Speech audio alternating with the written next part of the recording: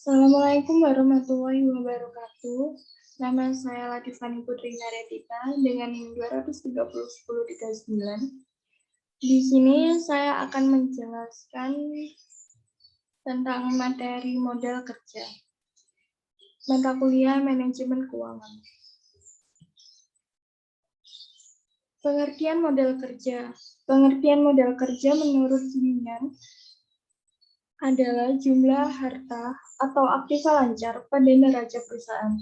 Sedangkan konsep modal bersih adalah pengaruh harta lancar atau aset dengan pasifa lancar atau hutang lancar, sehingga dapat diketahui adanya modal bersih dan modal kotor yang terdapat dalam sebuah perusahaan.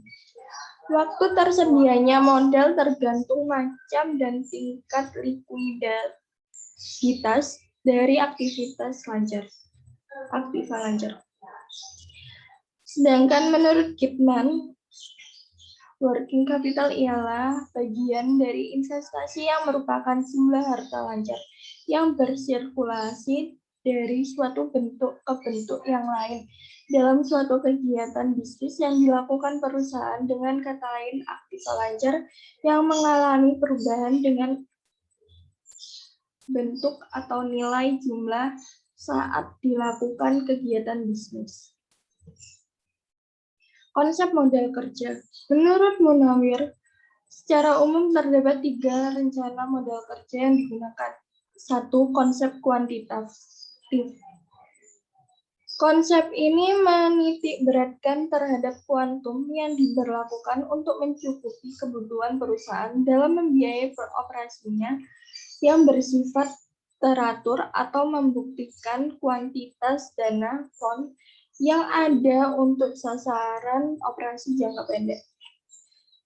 Konsep ini beranggap bahwa modal kerja merupakan kuantitas aktiva lancar atau gross working capital. Konsep 2. Konsep kualitatif. Konsep ini menitikberatkan terhadap mutu modal kerja.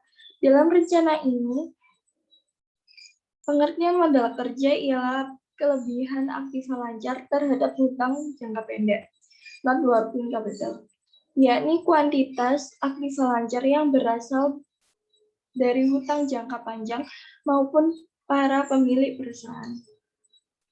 3. Konsep fungsional. Konsep ini menitikberatkan terhadap manfaat dana yang dimiliki dalam rangka menghasilkan penghasilan laba bisnis pokok perusahaan. Jenis-jenis modal kerja. 1. Permanent working capital. Jenis pertama adalah permanent working capital yang merupakan modal yang secara terus-menerus atau berkelanjutan yang diperlukan untuk kelancaran usaha perusahaan. Dengan kata lain, permanent working capital merupakan hal yang harus tetap dimiliki perusahaan agar tetap dapat menjalankan fungsinya yang seharusnya. Permanent working capital memiliki beberapa jenis yang dibedakan menjadi berikut. 1.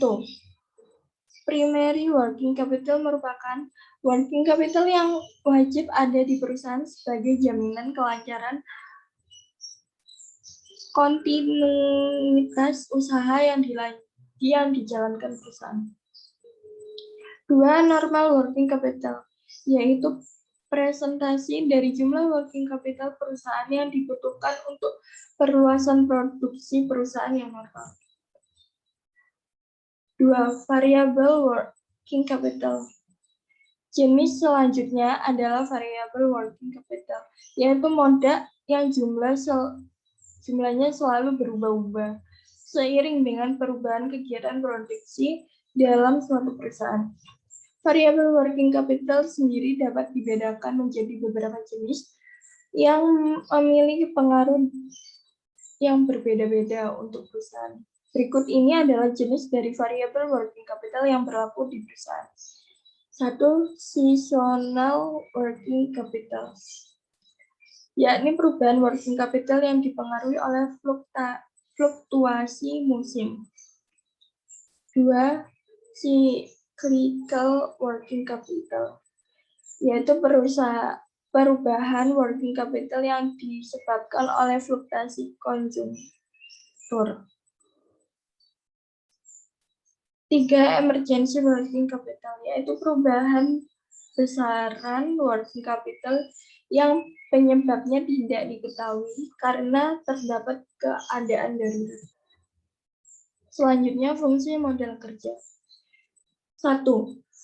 Saat terjadi krisis, perusahaan akan terlindungi apabila terjadi penurunan nilai dari harta lancar jika perusahaan memiliki modal yang cukup. 2. Dengan working capital, perusahaan dapat melayani pelanggan dengan lebih lancar dan cepat apabila perusahaan memiliki persediaan dalam jumlah yang banyak. 3. Menggunakan modal, perusahaan bisa melunasi semua kewajiban seperti pinjaman bank dan utang yang dimiliki dalam waktu yang tepat.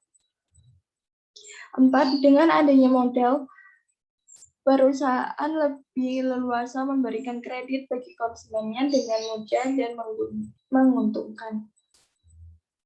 5. Semua aktivitas perusahaan baik internal maupun eksternal dapat berjalan dengan lancar karena dipengaruhi oleh kondisi keuangan perusahaan. 6. Dengan adanya modal dapat menjamin kelancaran operasional perusahaan. 7. Modal yang cukup dapat menutupi kerugian yang terjadi dalam perusahaan tanpa memengaruhi kondisi keuangan perusahaan. 8. Dalam menjalankan suatu bisnis, tak lepas dari peran anggota.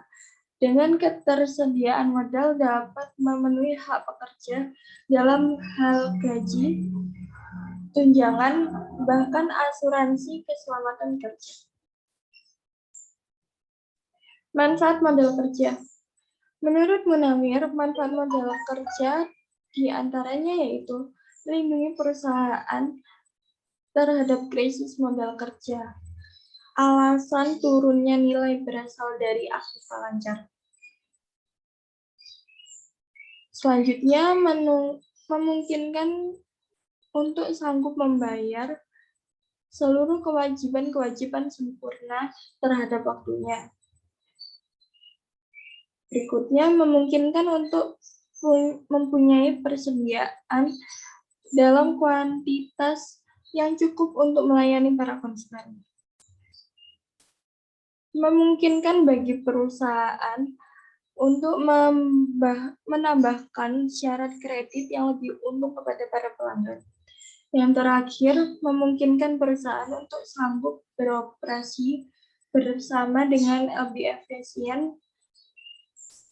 Alasannya tidak ada kesulitan untuk mendapat barang ataupun jasa yang dibutuhkan.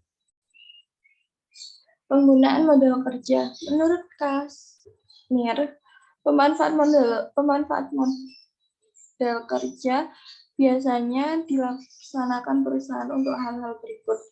Ini diantaranya yaitu pengeluaran gaji, upah, dan ongkos operasi perusahaan lainnya.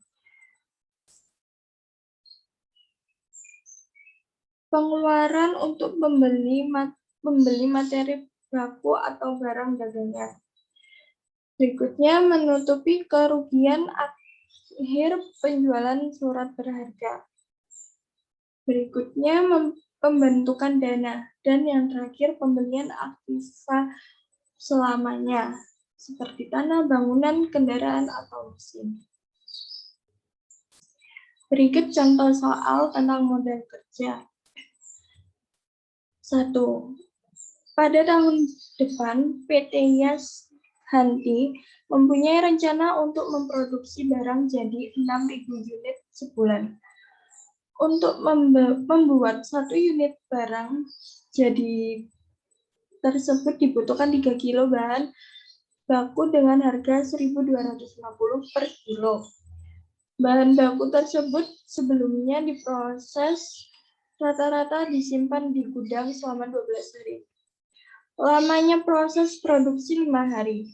Setelah menjadi produk selesai, biasanya akan tersimpan selama 16 hari sebelum terjual. Rata-rata piutang tertagih selama 40 hari. upah langsung per unit barang terjadi sebesar Rp2.000. Biaya pemasaran tunai sebulan sebesar Rp13.200.000. Biaya administrasi dan umum sebesar Rp9.600.000 dan kas minimal ditentukan sebesar Rp3 juta. Hitunglah berapa kebutuhan modal kerja PT Yayasan tersebut.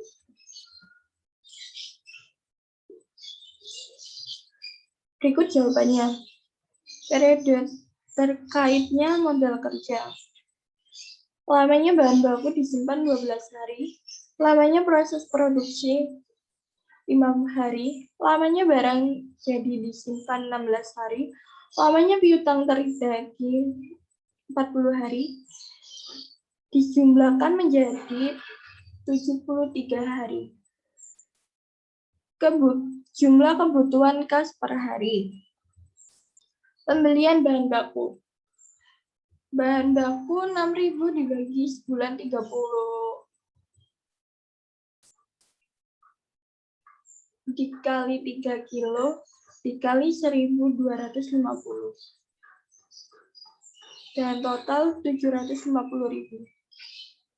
Pembayaran upah langsung 6.000 dibagi 30 hari kali 2.000 sama dengan 4.000.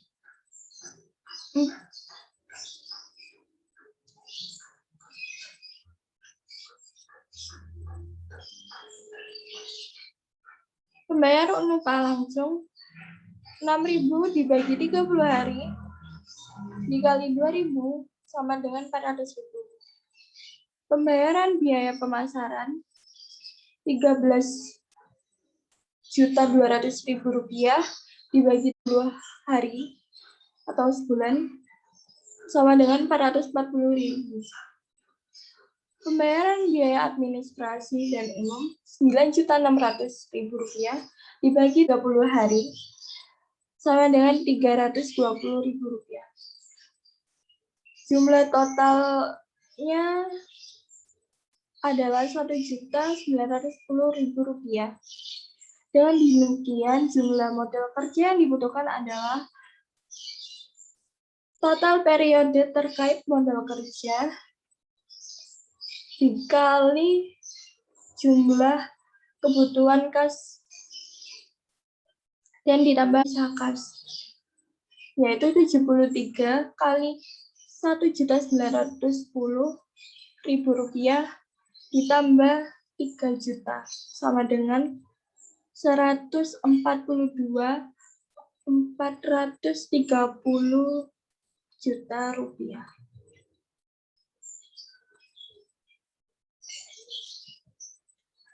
Sekian penjelasan dari saya, kurang lebihnya saya mohon maaf. Semoga bermanfaat. Wassalamualaikum warahmatullahi wabarakatuh.